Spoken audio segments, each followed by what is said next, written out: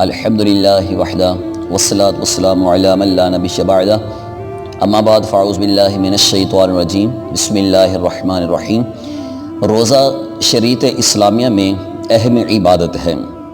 ماہ رمضان مبارک میں اس خصوصی عبادت کا اللہ تعالیٰ نے قرآن پاک میں سورۃ البقرہ میں ذکر فرمایا، آیت نمبر 183 میں اس کی فرضیت بیان کرتے ہوئے اللہ فرماتا ہے، یا ایھا الذین آمنوا، اے ایمان والو، کتب علیکم الصیام، تم پر روزے فرض کیے گئے۔ تو قرآن پاک کے اس آیت مبارکہ میں روزہ فرض ہے، بلوغت سے لے کر اگلی عمر تک، جہاں تک انسان کی عمر ہے تو یہ فرض ہے۔ ماہ رمضان مبارک کا روزہ 10 شوال 2 ہجری میں فرض ہوا، اور اس سے پہلے بھی روزہ تھا۔ سب سے پہلے جو تاریخ کے اندر ماہ رمضان کا روزہ فرض ہونے سے پہلے عاشوراء کا روزہ، 10 محرم شریف کا روزہ وہ فرض تھا۔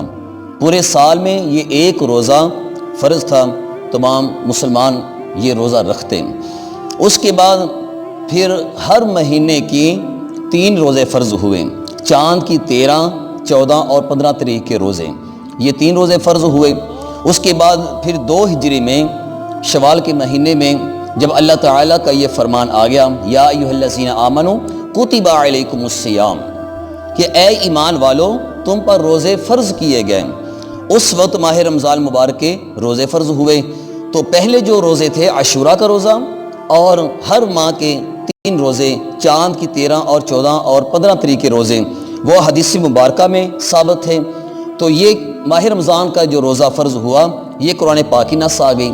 قرآن پاک کی نص کے ساتھ جو حدیث مبارکہ کا حکم تھا وہ منسوخ ہو گیا۔ اس طرح ماہ رمضان مبارک کے جو فرض روزے تھے پھر ان کا حکم باقی رہ گیا۔ عاشوراء کا روزہ اور 3 روزے چاند کے مہینے کے وہ منسوخ ہو گئے۔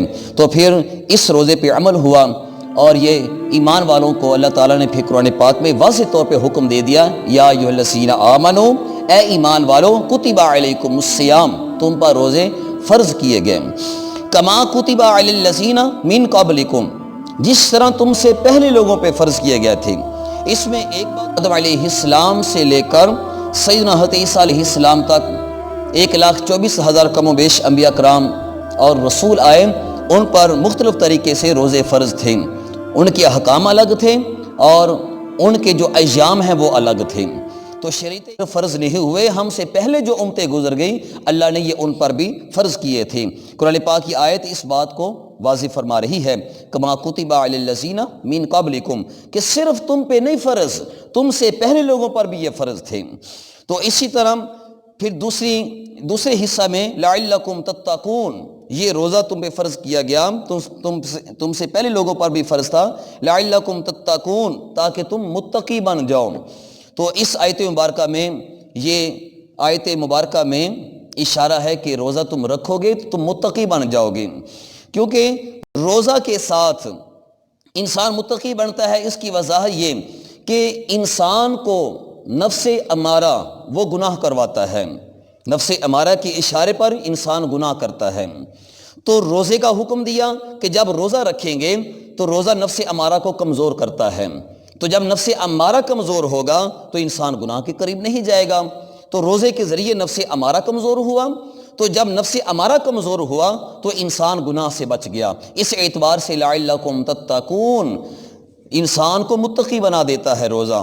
تو قرآن پاک کی یہ آیت مبارکہ کہ انسان متقی بن جاتا ہے روزے کے ساتھ، لیکن اس کے ساتھ یہ دیکھنا ہوگا کہ روزہ رکھ کر ہم غیبت کریں، روزہ رکھ کر چغلی کریں، جھوٹ بولیں، روزہ رکھ کر فحش کلام کریں، یہ روزے کے منافی چیزیں ہیں۔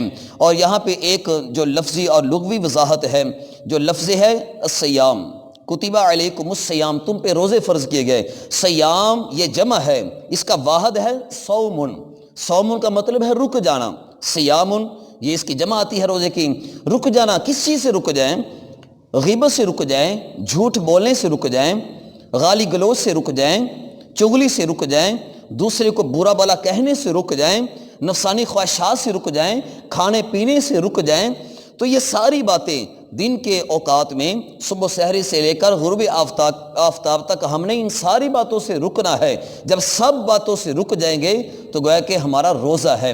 آقا علیہ الصلوۃ والسلام کا یہ فرمان ہے، حدیث مبارکہ اس کا ترجمہ ہے کہ آقا علیہ الصلوۃ والسلام نے فرمایا، اس حدیث مبارکہ کا آپ ترجمہ سماعت فرمائیں گے وقت کے اختصار کے پیش نظر، کہ جھوٹ بولنا اگر تم ترک نہیں کرو گے اور روزہ رکھا ہے تم نے، تو اگرچہ تم نے کھانا پینا چھوڑ دیا ہے، کھانا پینا ترک بھی فرما دیا ہے، تم نے جھوٹ ترک نہیں کیا، غیبت، چغلی، کسی کو گالی دینا ترک نہیں کیا، تو تمہارے اس روزہ رکھنے کا کوئی فائدہ نہیں ہے۔ تو اس لیے علیکم الصیام، تم پہ جو روزے فرض کیے گئے تو اس پر صوم کا جو لفظ آتا ہے یہ اسی وقت ہی ایک روزے دار پر صادق آئے گا جب ہم ہر حرام کام سے رک جائیں گے، غلط کام سے رک جائیں گے، اور روزے کے مطابق کہ دن کے وقت کیا کرنا ہے، ذکر الہی میں، تلاوت قرآن پاک میں وقت گزارنا ہے، اور اسی طرح اپنی زبان کو بھی پاکیزہ رکھنا ہے، زبان سے کوئی ایسا لفظ نہ نکلے جو گالی کی ضمن میں آتا ہے، یا اسی طرح زبان سے لفظ نکال کر کسی دوسرے کے دل آزاری ایسا لفظ بھی نہ کوئی نکلے، کیونکہ ہم روزے سے ہیں۔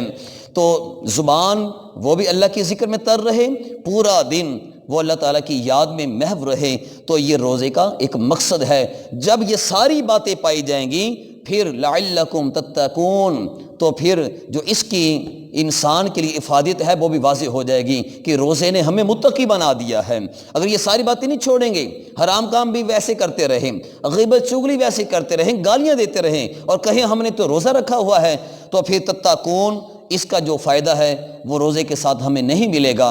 تتقون، متقی تب ہم بنیں گے جب حرام کام چھوڑ کر صحیح معنوں میں روزہ نبھائیں گے، پورا دن روزے کی صورت میں گزاریں گے۔ اللہ تعالیٰ ہمیں صحیح معنوں میں روزہ رکھنے کی اور نبھانے کی توفیق عطا فرمائے، آمین بجاہ النبیین۔